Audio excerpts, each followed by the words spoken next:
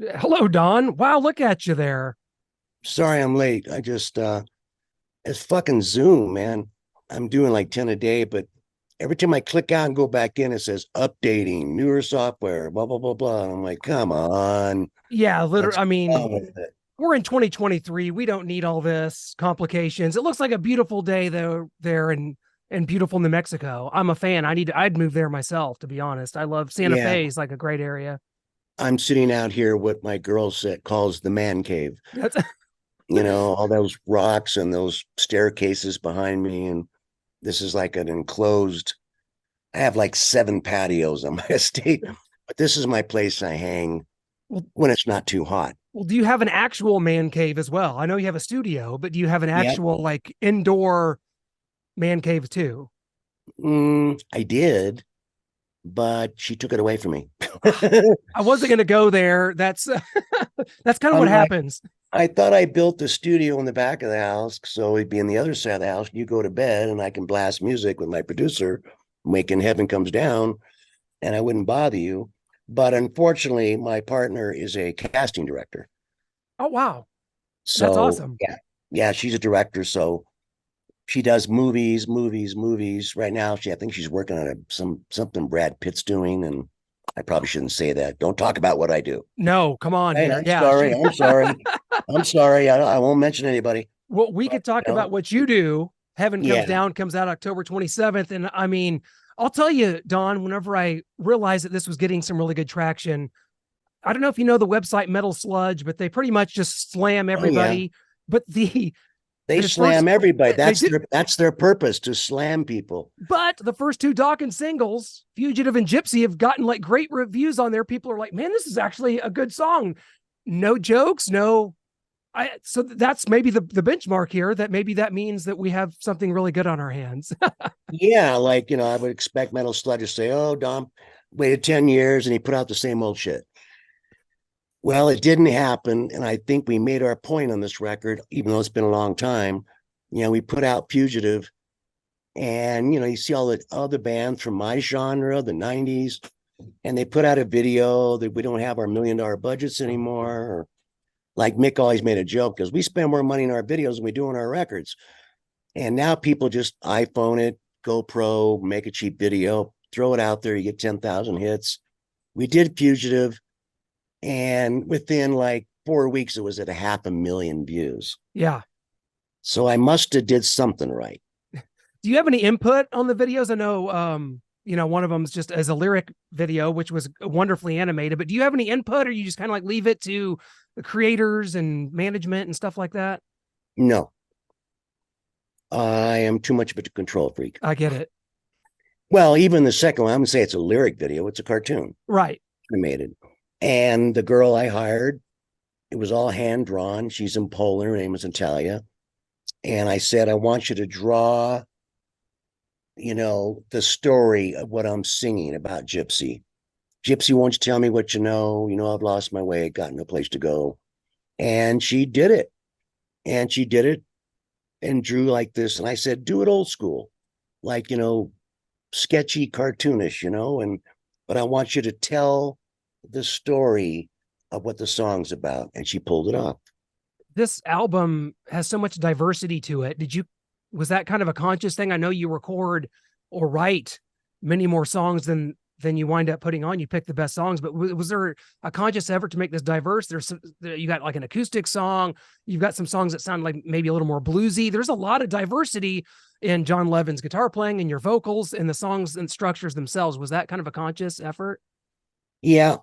I had a long talk with John Levin, and I said, John, you know, I know when you're the youngest guy in the band and you grew up listening to Lynch and you have kind of his style, but you can do whatever you want, make it your own.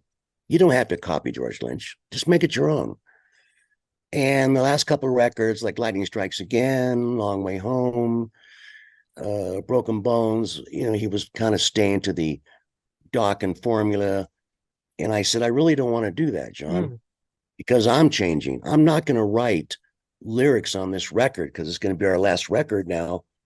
I don't want to write lyrics about I miss you, I love you, or sarcastic songs like It's not love. Why, baby, why did you make me let you go and leave me so lonely? Woe is me, you know? It's not love, sarcasm, that, it's not love the way you treat me. I didn't want any more. I didn't want to write any songs on this album that were about woe is me, bad relationship, you broke my heart, I don't like you. And I said, I've kind of milked that over 30, 40-year career to the end. So, so on the album, every song is like a story.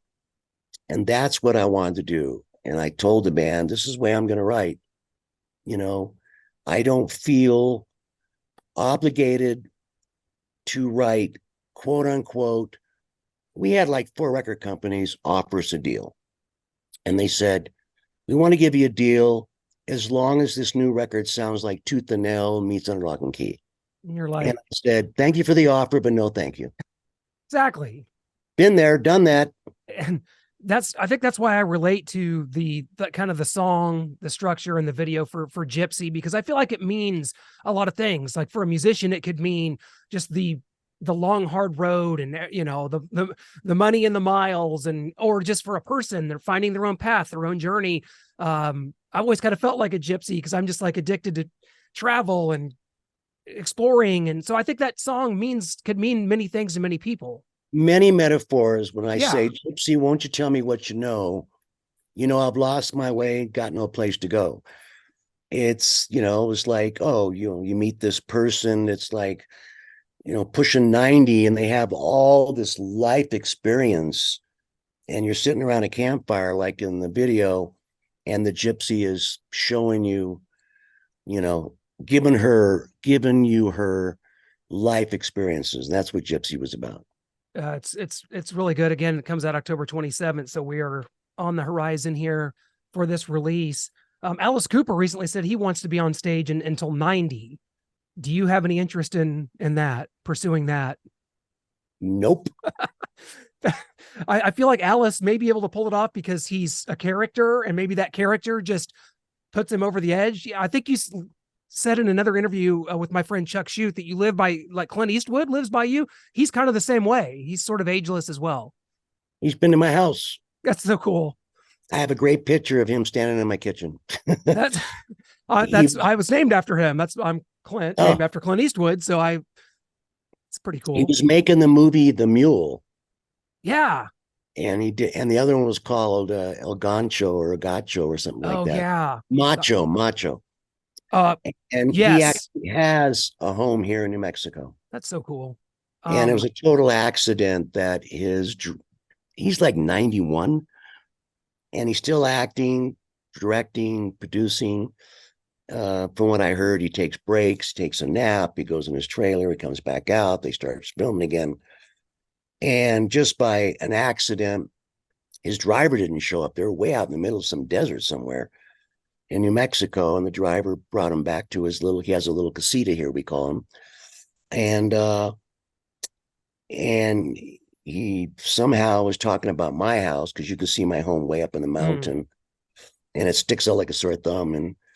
And he's down the hill, and I guess the driver said, "Oh yeah, I know, that's Don Dokken's house, and that's where he lives now." And he said, "Oh, I've always wanted to see that place because it looks like a church." And it kind of is. And he stopped by for a minute because the other guy needed to drop some stuff off for me. And Cliff came in, Clint came in, and I was like awestruck. Yeah. And he got out of this car real slow, and he's very thin, and walked in, looked around my living room and huge ceilings, and it was funny. All he said was like, "I like it." And I showed him around. He goes, "I like it." Show him the kitchen. "I like it." Showed him around the patios. "I like it." That's all he said. "Well, nice meeting you." And he left. Wow. That So I didn't want to ask him for a picture. I felt like a groupie. And I thought, people asked me for my picture. And I thought, I'm not going to ask Clint Eastwood for a picture. But it was my only chance. So I kind of took my phone. I kind of held it down low. And I just kind of snapped a picture of him standing in my kitchen. It's that's one of my incredible. photos. But a lot of people, people don't realize, a lot of people are leaving LA and Yep. Phoenix and Texas and moved into New Mexico. But now we got the same problem. We got what they say on the news, 8,000 illegal aliens coming over the border a day. 8,000. Hmm. What are we going to do with them? I know. We've They're putting them in Hyatts and Hiltons. And I'm like, well, of course they want to come over here. Put me in a Hilton and give me a ATM card and I and can a cell charge phone. Yeah. a cell phone and I can charge $500 a week in groceries, depending on how many kids you smuggled over. Who doesn't want to come to America? I know. But but the states like Texas, especially, and New Mexico, we can't sustain that many people. Sure. Two That's a months problem. ago, it was 4,000 people coming over the border. Now it's eight a day, 8,000, It's really and scary. it's really scary times. I'm glad I left LA. My daughter and son left there, and they said, "Dad, you got the hell out at the right time. LA's turned into a shithole." So many and people have said that, Don, on this show. yeah, So many people. I could count them. I mean, it's insane. And whether they go to Nashville, Vegas, you've gone to New Mexico. That's really cool. And Dokken's got, you guys have dates booked through November. I think November 18th will be at the Whiskey. When you go back there, speaking of LA, does it still have some meaning to you as an LA guy, as an LA band that Dokken is? Does the Whiskey still kind of reverberate and bring back memories, or is it just sort of another stop on the tour? I could lie, but I won't. The last time we played the Whiskey, I said we're not going to play her anymore. First of all, it's too small for us. Holds like 700 people, and we played there a couple of years ago before COVID. And I had to go back. They're making actually a movie about Doc, and it's the same guys that did Dirt, about these four guys who love Dokken, and we had to pick our. We're not in the video because it happens in 1989, and they're doing a documentary about us. So I had to go to the Whiskey and fly there for the camera crew to interview me and talk about the good old days. So my son drives me up there, and I fell asleep in the car. It was, and I kind of woke up and I looked around and everything was in Korean. And I was like, Tyler, where in the hell are we? I'm late. Well, he Googled the Whiskey Bar. And so he just followed the Google directions. I guess apparently there's a thing called the Whiskey Bar in downtown LA, In not Koreatown. in Koreatown. Yeah. So I'm looking around and I'm like, dude, we are so lost. We're downtown. We need to get back to Hollywood. And I was really late for the interview. And I apologized. And I said, Tyler, you totally screwed up. It's the Whiskey A Go Go on Sunset, not on 3rd Street in the middle of downtown LA.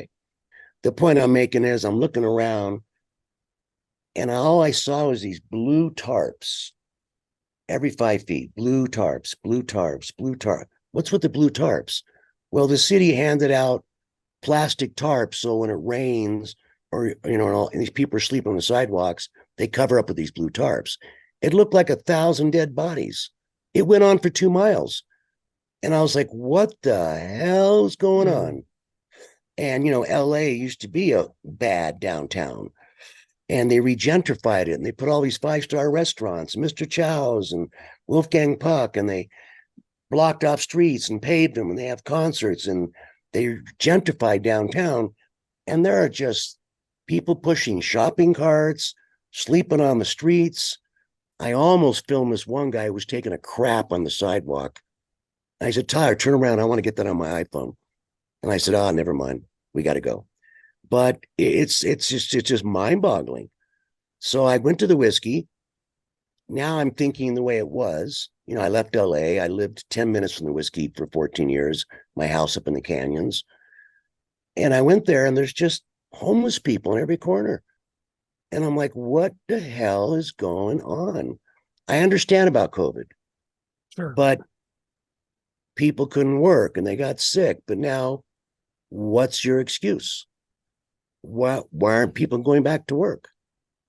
Because our stupid government goes, well, we'll just give you a credit card and you can go to the store and you buy $500 of the groceries a week and we'll give you money every month to pay your bills. And they passed a law. You can't kick anybody out of their apartment. You can't kick anybody out of their houses. And I'm like, wait a minute. So if I have a rental house and I'm making house payments every month and the people move in and stop paying, I can't evict them. Nope. The Squatters' government, rights. Yeah, that's what they call it. squatters' rights. I'm like, well, I got to pay the house payments. I still got to pay them. And you guys are living in my home and just trashing it and squatters' rights. So, and now they have the new thing called, there's like hundreds of motorhomes, Hollywood Boulevard, Grauman's Chinese, the Whiskey, the Rainbow, and there's all these motorhomes lined up. What the hell's going on? Well, apparently the law says if it's called a home, you can't evict them. You can't even give them a parking ticket. You can't tow them away. And there's like dozens of motorhomes lined up, and people are sitting on the sidewalks barbecuing. And I'm like, this is not the LA I grew up in. No. The whiskey and the days. And, when I was talking about the whiskey, I 1977, I got flyers when we were playing with Van Halen and Quiet Riot and all those bands. And we were playing with Y&T at the whiskey. And now I pulled up this interview and there's just people, give me some money and that. And they're pushing shopping carts and people are sleeping on the sidewalk and give me some money for some fentanyl, the epidemic. Oh God. And I just went, I got the hell out of LA at the right time. That's sadly true. And a lot of dates you guys have had Lynch Mob open for you guys. George comes out. We had George on the show a couple weeks ago. Whenever George does this, do you feel like that you personally like to do that for the fans, or is it kind of for you and you enjoy doing it with George, or is it a combination of both? Well, we just figured, keep our ticket sales high. We do the whole Dokken and George Lynch reunion. We did it for a year. It's played itself out. I'm not going to do that anymore. I think we have just one more show. Maybe it's Vegas with George Yeah. coming on stage and playing 2 songs. And I told my agent, I don't want to do this anymore because George has been out of the band for decades. John Levin's been in the band for 21 years. It's not fair to John, go, okay, bye everybody, and walks off stage and George comes on and plays a couple of songs. We don't, no offense to George, we don't need him to come on stage. It's played itself out. So I'm done with that. And then it kind of exploded where George put Lynch Mob back together, and then his band was opening for us, and then we'd play, and then he'd come on at the end and play 2 songs. And I said, why are we doing this? I mean, no offense to George, but he plays very small places. I play for thousands of people. So George, he's like, yeah, I love playing with Dokken because I'm playing in front of thousands of people. But that's kind of played itself out. Oh, interesting. We don't talk much when he comes. I guess we're not BFF. The only thing we talk about is he moved to New Mexico too. He lives in Taos. That's good common ground, I'd say. He's an hour and a half away. So I talk about me fixing up my house, and he's talking about he bought a hacienda, and he's building portolas, and he built a barn, and sent me some pictures of him with a chainsaw. And I was like, that's wild. So hang on, let me hang this up because I don't know who it is and I don't care.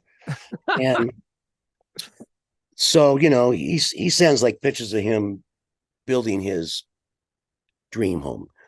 And I've been here 4 years. So that's about the thing we talk about. He told a story a couple weeks ago when he was on about making the Dream Warriors video. I got my Dream Warriors shirt on. It's my favorite Dokken song, but he talked about how he and Robert Englund, Freddy Krueger, were doing cocaine off of Freddy Krueger's knife fingers making that video. But Don, that's not my question to you. My question to you is, I always heard there was another version of that song that never got recorded that had like a different chorus. Do you remember like how that went, or if that song ever did get recorded? It was the first time that anybody told me what the chorus had to be. I write my own music, my own lyrics. But when he approached me, the director was doing Nightmare on Elm Street 3, and he says, well, I like Dokken, and I'd like you guys to write the theme song, but the chorus has to be called Dream Warriors. And I went, well, that's interesting. I've never had somebody tell me what the lyrics have to be. So, Jeff and George and Mick went off on their own with an ounce of cocaine and wrote their version. And I went back to my place and wrote my version. And it was kind of like made the best man win. You know, my version was very up tempo, very rocking. You know, the one that ended up winning was more dark. It's that dun Yeah. dun dun dun dun dun dun dun dun dun dun. That's George's comfort zone when he writes those kind of riffs, medium tempo, dark. And so they won, you know, and we did the song, and it was kind of funny. I mean, the band said afterwards, "Hey, well, we actually liked your version better, Don." Do you remember how I feel like I saw an interview like years and years ago on VH1 where you like kind of sang that chorus. I can't remember how it went, but it was kind of like had this more jumpy chorus. It was like you'll be the master of our dreams or something like Yeah, that. Does that sound yeah, about it right? was. It Something like was that. dream Yeah. warriors. We can be heroes inside of our dreams. Dream warriors. We can be anything. That was the chorus. I love it. I want And it was that. like Can we doom ba doom do ba doom, but it was very up. have you thought about recording that with the current band? That'd be awesome. Yeah, I'm over it. I get it. I totally get But that too. That was only it was a 38 years compliment. The ago. band said, "Yeah, you know, we honestly, Don, we liked your version better." But I said, "Well, then why didn't we do it?" And it wasn't like who gets the money, who gets the publishing, who gets the royalties.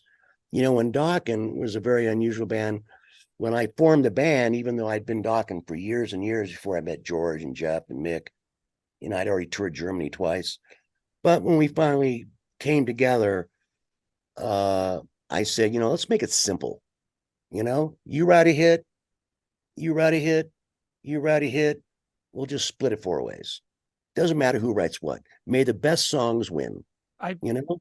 that's And that's so how it was. yeah. Now, looking back, I could say it was a stupid thing to do because I wrote a lot of the hits and I gave up 75% Mm. to the three of them, you know? So instead of me getting $4, I got $1. And Mick got $1, and George got $1, and Jeff got $1, and the management took theirs, and the accountants took theirs. And I thought, Jesus, I go, I lost millions writing In My Dreams and Just Got Lucky or Alone Again. Or, I mean, I can name a bazillion songs that I wrote by myself on the guitar and wrote all the music. But that's the deal we made, you know? We were nobody, we weren't famous. Hey, if George wrote a hit, I get money. Jeff writes a hit, I get money. Mick's the one that scored. He didn't write. Yeah. And we rehearsed the songs for a week, go into a rehearsal studio, flesh it all out, pick the 12 best songs. Mick comes in the studio for 4 or 5 days, knocks out his drums, and he goes to the drug dealer, and then he heads off for the rainbow. And that's why he's retired now. Yep. And I said, man, Perfect. Mick, you scored. You know, you made millions of dollars, and you know, and all you had to do was spend a couple of weeks playing drums. Um, that's incredible. A couple questions from our Facebook page before we let you go, Don. It's been incredible. We'll end with a quick final four drum roll, which will be four quick questions, but a couple from our Facebook page. And this is a good one. We just had Juan Crucier on our show recently. This question is from Shane Williams. He wants to know, how was the transition from Juan to Jeff Pilson back in 1983? Was that a smooth transition? Um, kind of smooth, but the bummer was that Juan had been in the band for years. And he did the first tour with me in '79. Juan and I went to Germany. We were a three-piece. I was a guitar player and a singer. Juan sang. We did demos there. It came out on the Lost Tapes. But, you know, the problems arose with Juan was also playing with Rat. And Juan didn't get along with George, just like I didn't. You know, George is a very eccentric guy. And Juan said, I can't play with George. So he left, and it was literally like, and they just put out that EP. What was the Rat EP It was called? just, I think it was just the EP, the Rat Like four EP 83. songs, Yeah, it was just four the Rat songs, EP. Yeah. but that took off. It was getting Mhm. airplay. So Juan's like, Dokken, we have a record deal. We're kind of in the almost got a record deal. Rat's got a record out. He knew Warren D. Martini, and he knew Steven, and he knew King. And so he goes, I think I'm just going to go play with Rat. So all of a sudden, literally within days, we get a call. from my manager, Cliff Bernstein, who manages Metallica, who's Yep. now the biggest band in the world. And we were one of the second bands he'd ever signed.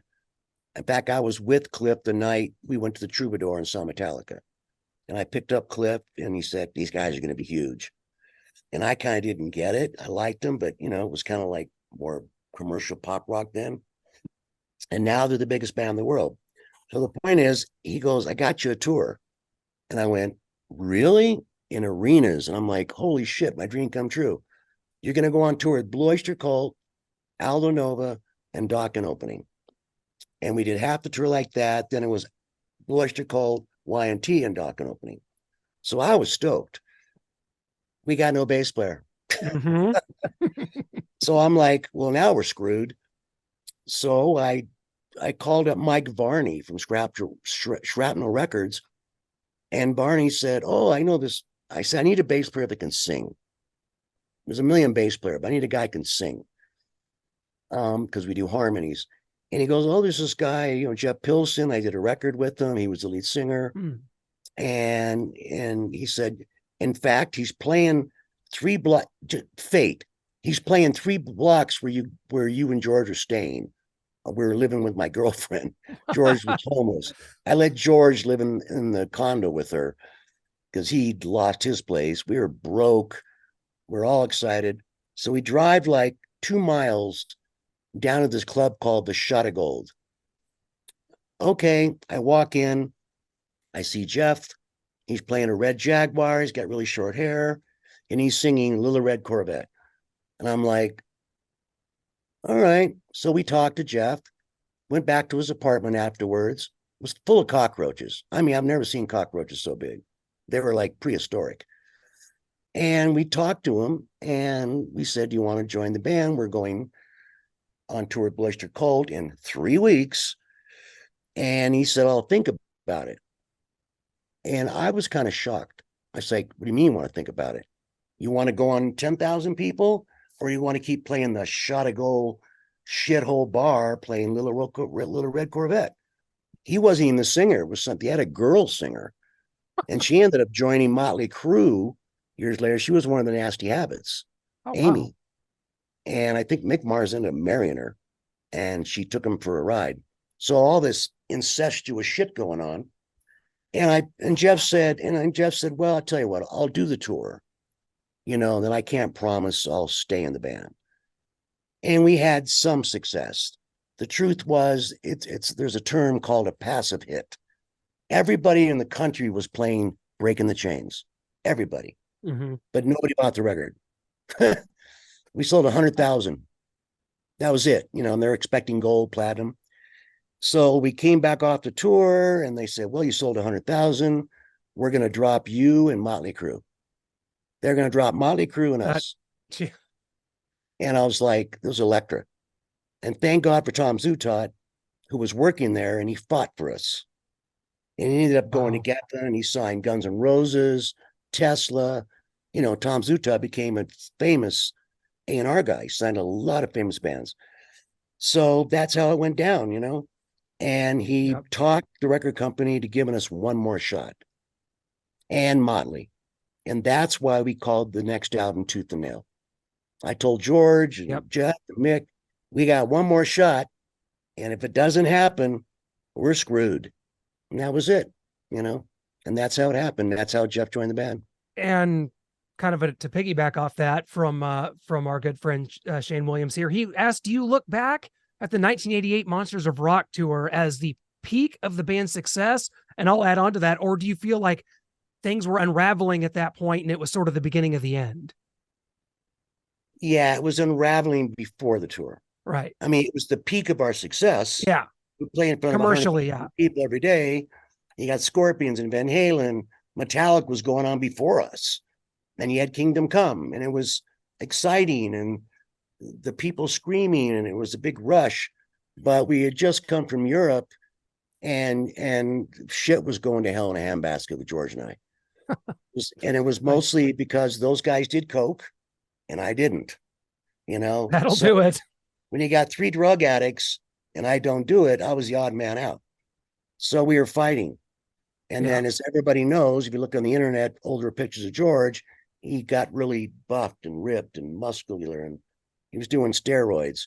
And they call that roid rage. So him and I were getting in fistfights almost every day before we go on stage. Him and I are almost in a fistfight because he's all Not steroided out. And I'm like, oh boy, and I'm doing Taekwondo. And I told George when I said, if you hit me, you're probably going to break my jaw, but you're going to have to connect first. So it was all unraveling. We did the stadium tour. It was most biggest, highest point of my career and the lowest part of my career yeah. because Metallica was going on before us every day and killing it. Metallica was just kicking ass. And we're on up there and everybody's coked up, hasn't slept for 3 days. We weren't good. And I said, guys, look at Metallica. They're kicking our ass. We got to step up our game. I mean, they were doing coke on stage, Jeff, Mick, and George. Not And so good. I got very depressed. I mean, who leaves their own band? I started the band. Yeah. It's got your name on it. Yeah. It's, Yeah, but I you have couldn't, to, but I told the manager I can't go on like this. And I did tell Jeff and Mick, I can go on with you, but I can't play with George anymore. it was Him and I are like oil and water.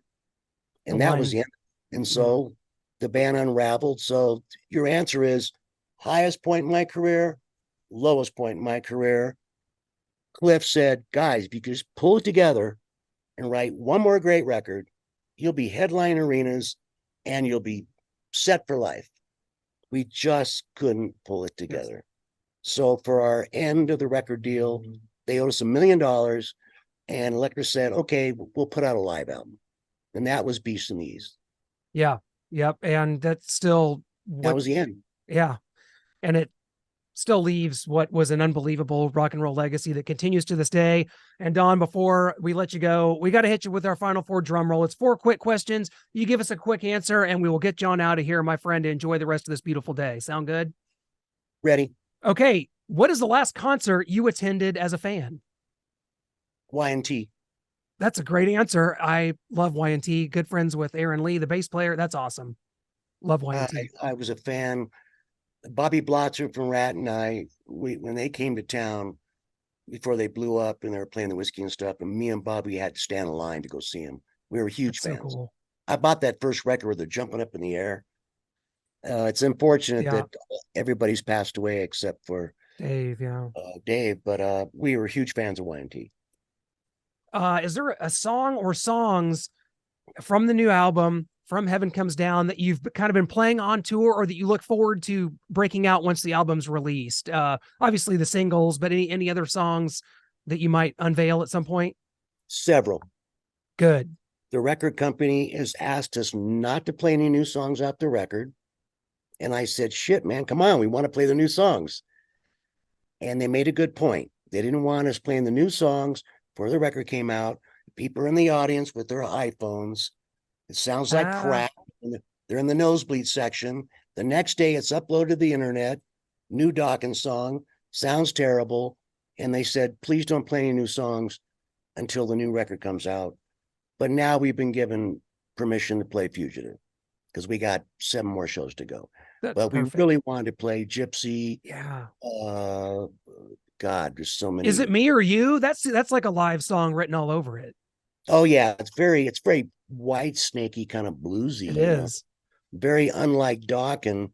And I did say to John, do you got anything that's kind of bluesy and kind of stripper riff? And John goes, well, I got something, but I wasn't going to play it for you. It's not really your style. And he played me that doodle, he played me that blues riff. And I said, I love it, I love it, I love it. So he wrote, Is It Me or Is It You? That was supposed to be our 3rd video coming out after Gypsy. But the director said, I'm struggling with this song. And we canned it in its animation. And now we're working on Over the Mountain. Can't wait for that. Another great song. Question 3, you grew up in California, but I've never really seen in interviews you talk about it. Are you a sports fan? Do you have a favorite sports team at all or just no sports at all? Well, I was watching Green Bay last night. That didn't go so well for them. No, well, my girlfriend's from Wisconsin. Okay. So you kind of adopted the Packers, maybe? Okay. Yeah, well, you know what I am? Typical couch. I watch the playoffs. I watch the Super Bowl.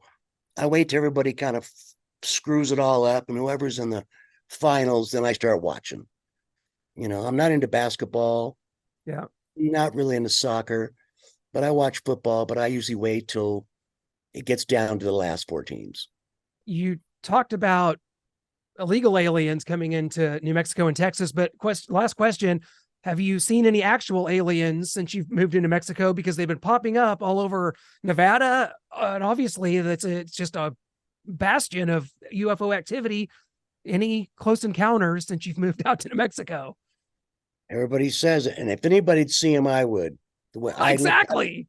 I've got 19 8-foot windows around my whole estate. I can look out 100 miles in every direction. I see sunsets. I've never seen UFOs. I personally don't believe in them. I mean, Oh, why would somebody come from another universe to a planet and we're just going to Phoenix or we're just going to New Mexico? It doesn't make any sense. the only theory is that they're stopping us from killing each other, although they're not doing a very good job right now, if that's the case. Well, you got that right. But I mean, why don't they land on the lawn of the White House? I can't believe that hasn't happened. That might be next on the agenda. Should it come up? Well, Don, cannot thank you enough for the time. It's been a true pleasure. I was at the first Rocklahoma in '07, and I remember kind of interacting with you there. That was like I was in my early 20s, and here I am almost 40. Dokken still going strong. You're still going strong. New album, Heaven Comes Down, out October 27th. Thank you so much, my friend. We'll see you out on tour somewhere out in the stratosphere, buddy.